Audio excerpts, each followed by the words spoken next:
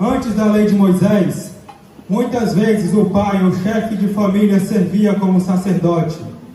Eles faziam sacrifícios em nome da família e ensinavam seus filhos sobre o Deus de Israel.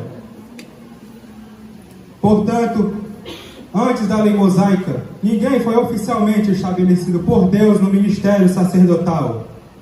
Algumas pessoas aparecem na narrativa bíblica como sacerdotes, como por exemplo Melquisedeque e Jetro, mas não vemos ninguém sendo colocado por Deus nesta função. A primeira consagração ao ministério aconteceu com Arão e seus filhos, e logo depois toda a tribo de Levi foi separada para as funções ministeriais, mas nem todos eram sacerdotes. O sacerdote era responsável pelo sacrifício e também pela intercessão. Logo, o sacerdote era o elo entre o homem e Deus. Durante muito tempo foi assim. As pessoas precisavam do sacerdote para chegar à presença de Deus.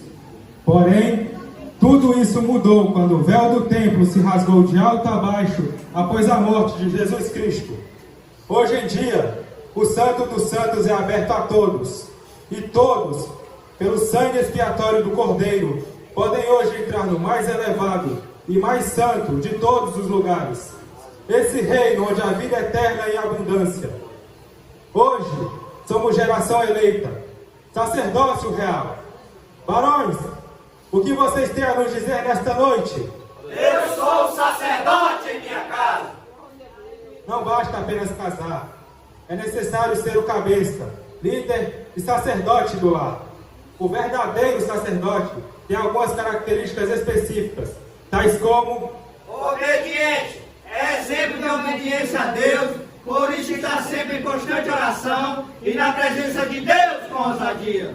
Intercessor, o sacerdote não apenas ensina a orar, mas também ora e intercede por sua família. Instrutor, ensina sua esposa e seus filhos no caminho do Senhor. Companheiro, vive com sua esposa de maneira compreensiva, dando-lhe honra como a parte mais velha, e não provoca a ira dos filhos.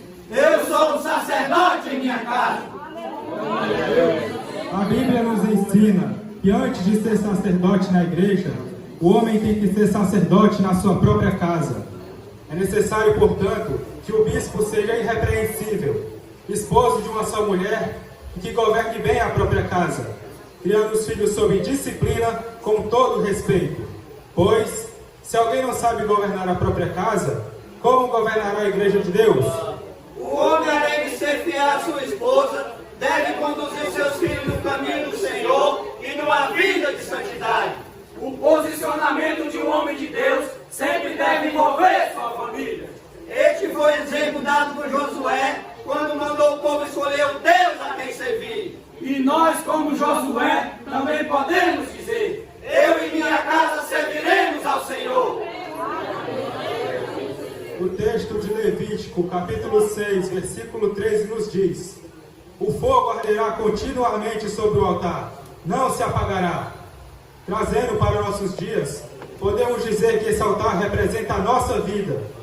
O altar do nosso coração precisa ser cuidado constantemente, oferecendo um verdadeiro culto de adoração ao Senhor em nosso viver.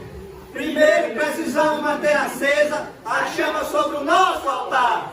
Assim seremos exemplo para nossa esposa, filhos e igreja. Que de continuar sobre o altar